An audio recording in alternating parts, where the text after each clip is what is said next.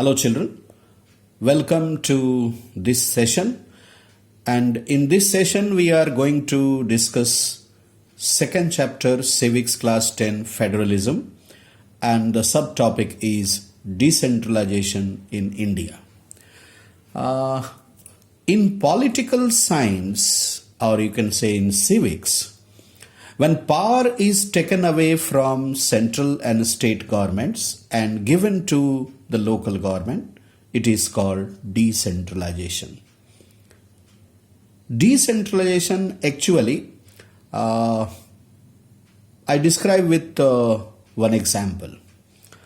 Earlier, the kings, sultans and badshahs were having all the three powers of the government. Right? The legislature power, executive power, judiciary power, making of the law, implementing the law, and deciding the disputes. Right? This was decentralization? No.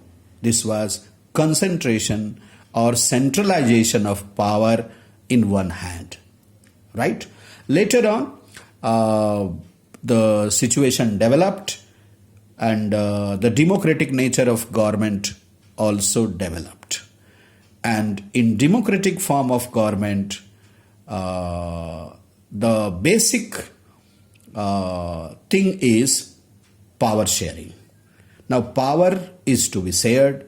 Power is to be shared means power is to be decentralized. Right? All powers should not be in one hand or few hands. Power should be given in different ways to different hands or groups of people. Right?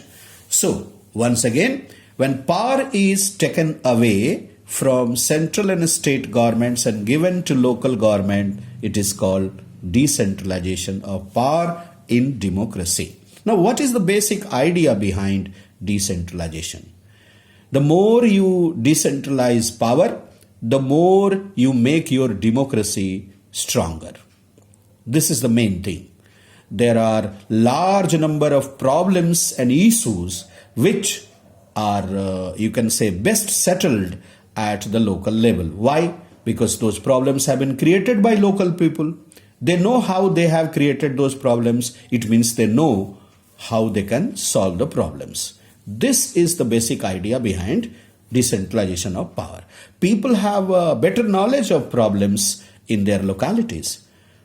Why? Again I say, because those problems have been created by them and they know the reasons, they know the solutions.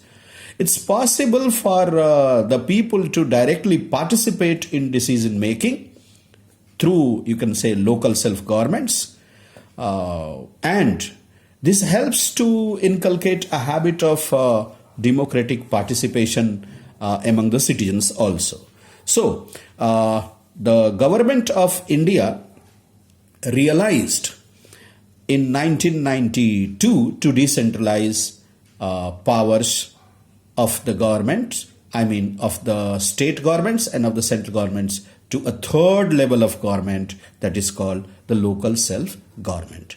So in 1992, 73rd Amendment was brought in the Constitution of India, and the provisions related to decentralization of power were implemented. The first provision of the decentralization was constitutionally mandatory. I mean, it was made constitutionally mandatory to hold regular elections to local government bodies. Local government bodies means what? In rural areas, Panchayati Raj; in urban areas, municipalities and municipal corporations. Second thing, seats have been reserved in the elected bodies, and the executive heads of these institutions for SCs, scheduled caste, STs, scheduled tribes, and OBCs, other backward castes. I mean, seat reservation system has also been introduced.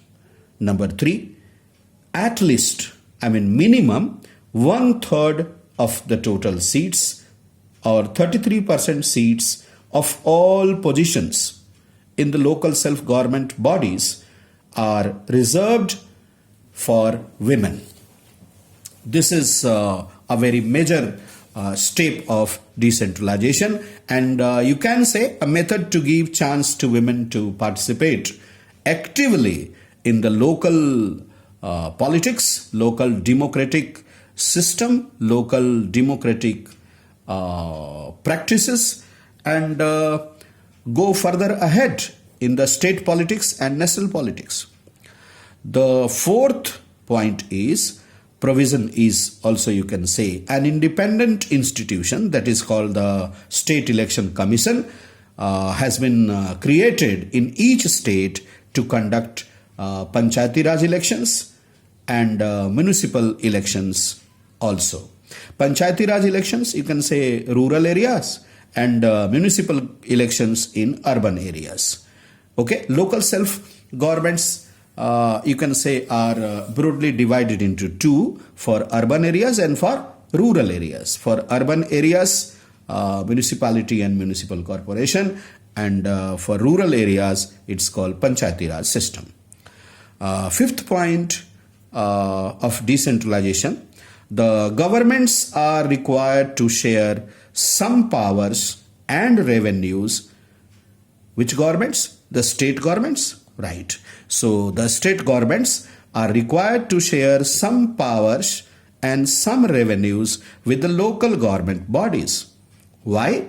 Because these powers and these revenues will help the local bodies to solve their problems at local level, right? The nature of sharing powers and revenues varies from state to state. I mean, different states have got different provisions as per their requirements, right? So these are the 5 provisions of 1992 73rd Amendment in the Constitution for decentralization of power in India. I hope all of you have got it. It's a very, very important topic also. Take care of this. And if you have any confusion, you are free to ask anytime. Take care. Good luck.